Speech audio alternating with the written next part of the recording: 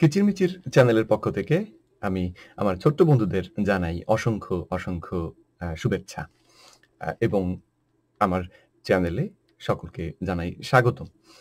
এই চ্যানেলে আমি যেটি করব আ আমার নাম শাহাদাত।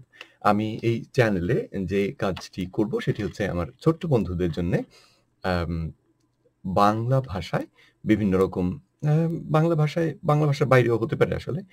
বিভিন্ন রকমের ছড়া, কবিতা, আ ছোট গল্প এইগুলো পড়ে অ্যা এবং আবৃত্তি করে আমি আমার ছোট্ট বন্ধুদেরকে শোনাবো।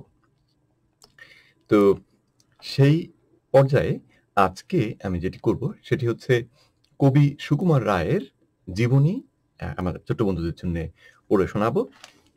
কবি সুকুমার রায় অ্যা অনেক ছড়া লিখেছেন, অনেক ছোট ছোট গল্প লিখেছেন। অত্যন্ত মজার সব ছড়া এবং গল্প।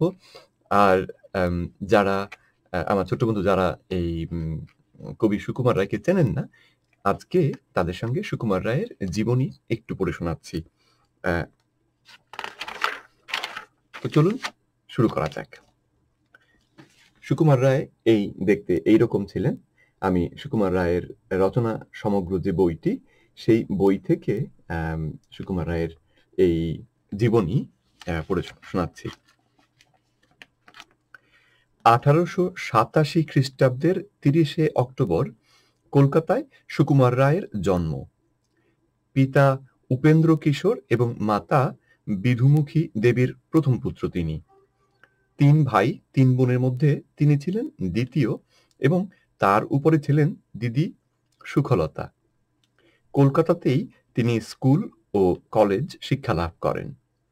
প্রবেশিকা পরীক্ষা পাশ করেন সিটি কলেজ থেকে ও রসায়ন এবং পদার্থবিজ্ঞানে অনার্স সহ বিএসসি পাশ করেন প্রেসিডেন্সি কলেজ থেকে। এই সময়েই প্রতিষ্ঠিত হয় তার বিখ্যাত ননসেন্স ক্লাব। এই ক্লাবের নামকরণ থেকেই বোঝা গিয়েছিল তিনি তার সৃষ্টিকে কোন ধারায় প্রতিষ্ঠিত করতে চান।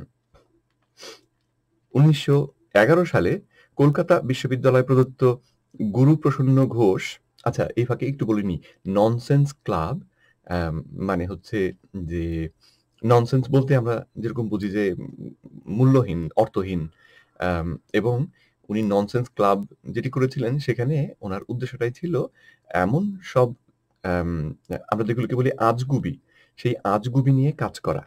তো আমরা পরবর্তীতে যখন সুকুমার রায়ের লেখা ছড়া এবং ছোট গল্পগুলো পড়ব, তখন আমার ছোট্ট বন্ধুরা আ তোমরা সবাই বুঝতে পারবে যে এই আজগুবি ওনাকে ক্লাবের অর্থটা আসলে কি। যাই হোক, চলো আমরা কবি সুকুমার রায়ের বাকি জীবন আ সম্পর্কে জানি। 1911 সালে কলকাতা বিশ্ববিদ্যালয় প্রদত্ত গুরুপ্রসন্ন ঘোষ স্কলারশিপ লাভ করে ফটোগ্রাফি এবং প্রিন্টিং টেকনোলজিতে উচ্চশিক্ষার জন্যে উনি ইংল্যান্ড যাত্রা করেন।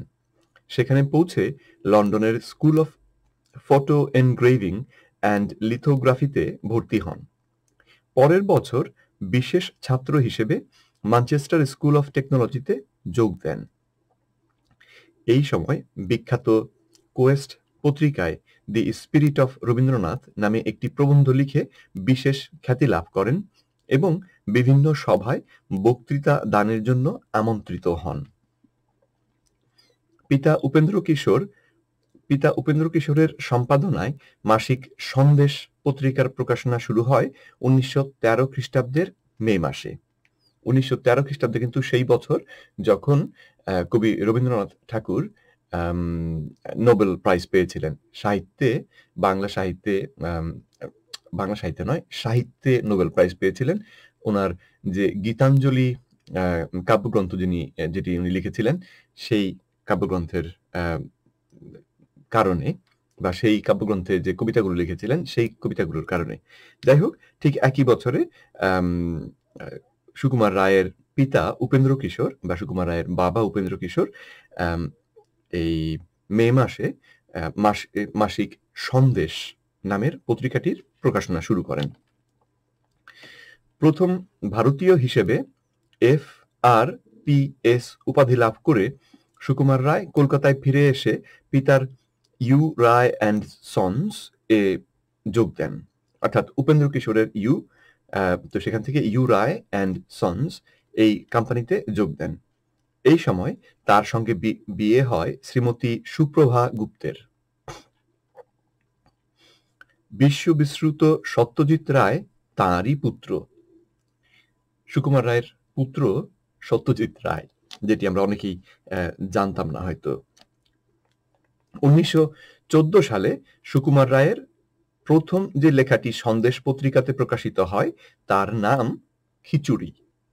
এরপর কাঠবুড়ো, ছায়াবাজি, গোঁফ চুরি, বিজ্ঞান শিক্ষা, খুড়োর কল প্রভৃতি একে একে বের হতে থাকে। 1915 সালে পিতা উপেন্দ্র কিশোরের মৃত্যু হলে সন্দেশ পত্রিকার সম্পাদনার ভার বর্তায় সুকুমার রায়ের উপর। 1915 থেকে 1923 এই 8 বছর তিনি এই পত্রিকাটির সম্পাদনা করে শিশু সাহিত্যের ক্ষেত্রে এক নতুন দিগন্তের উন্মোচন করেন। তোমাদের জন্য, যখন আমি ছোট ছিলাম আমার জন্যও তিনি এক নতুন দিগন্তের উন্মোচন করেন।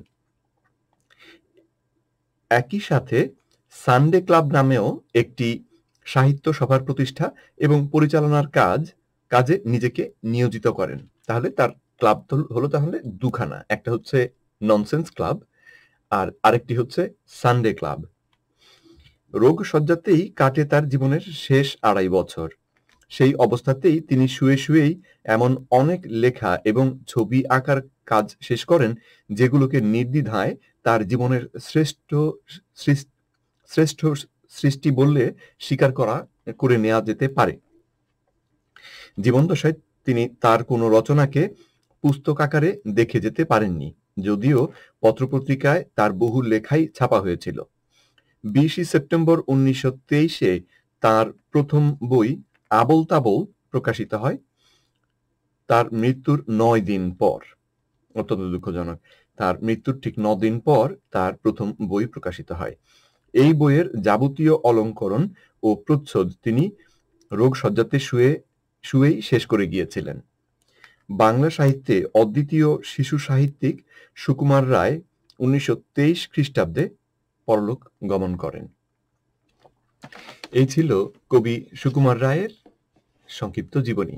বুঝতেই পারছো বন্ধুরা যে কবি সুকুমার রায় খুব বেশি দিন বেঁচে ছিলেন না। 1913 সালে ফিরে সে বিয়ে করলেন এবং তারপরে প্রায় 10 বছর, অর্থাৎ 1923 সালে যদি ওনার মৃত্যু হয়ে থাকে তাহলে মোটামুটি 10 বছর উনি কাজ করেছিলেন। কিন্তু এই 10 বছরে উনি এত চমৎকার সব লেখা লিখেছিলেন, বিশেষ করে তোমাদের জন্য, যে তার লেখা পড়লে অবাক হতে হয়। তো আজকে আমরা এখানেই শেষ করছি। পরবর্তী ভিডিওতে আমি আসবো কিচিরমিচিরের পক্ষ থেকে পরবর্তী যে ভিডিও হবে সেখানে আমি আসবো কবি সুকুমার রায়ের কবিতা আবৃত্তি নিয়ে। আজকে সকলকে অনেক অনেক শুভেচ্ছা জানিয়ে শেষ করছি।